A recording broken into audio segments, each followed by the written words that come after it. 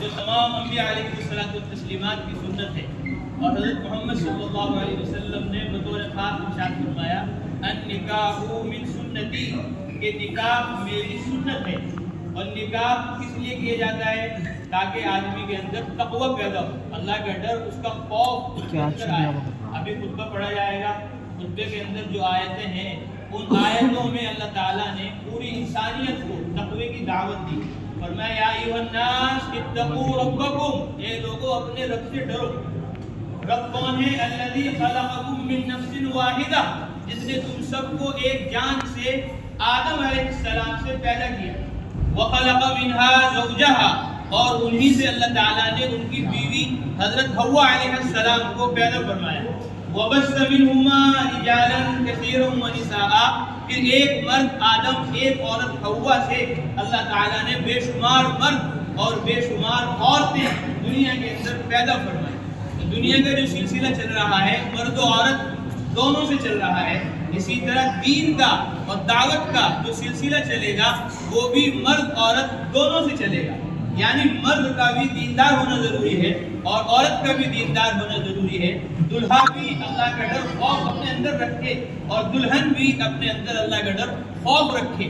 جب دلہا دلہن میں تقوی آئے گا، اللہ کا ڈر، اس کا خوف آئے گا، اب ان کی اولادیں حسن حسین جیسے ہوں گی، اب ان کی اولادیں اسماعیل علیہ السلام جیسے ہوں گی. ابراہیم علیہ السلام متقی ہیں، حاجرہ علیہ السلام متقیہ ہیں، تو ان کے بیٹے اسماعیل علیہ السلام ایسے فرزند ہیں کہ جب ابا نے کہا کہ بیٹے اذبحک، میں تجھے خدا کے نام پہ ذبح کر رہا ہوں، میری کیا رائے ہے؟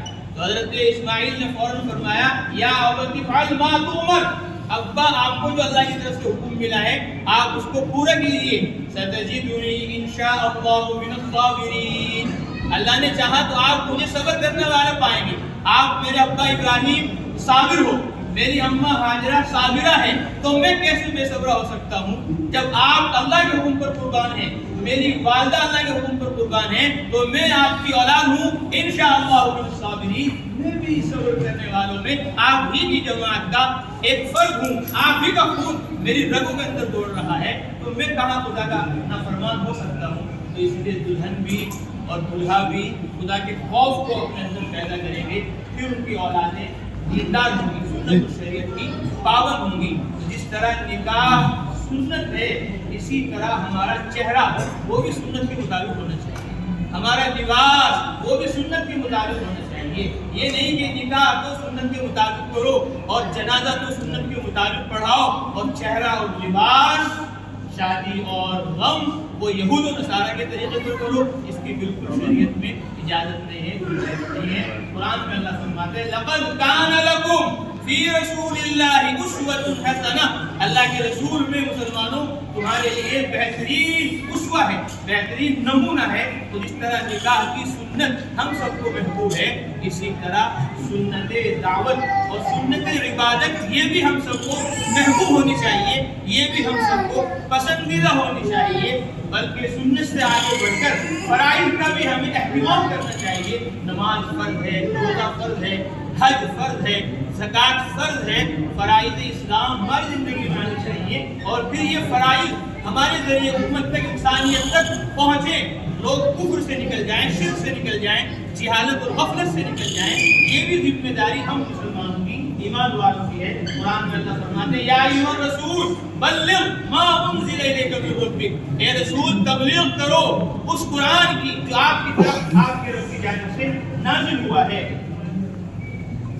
اس طرح حضرت محمد صلی اللہ علیہ وسلم کی سنت نکاح ہے. یہ سنت نکاح کی ہم تک جو پہنچی ہے وہ تبلیغ کے ذریعے پہنچی ہے، دعوت کے ذریعے پہنچی ہے. اس دعوت میں، تبلیغ میں آج ہماری طرف سے بہت کوتاہی ہے، خاص طور پر ہماری طرف سے.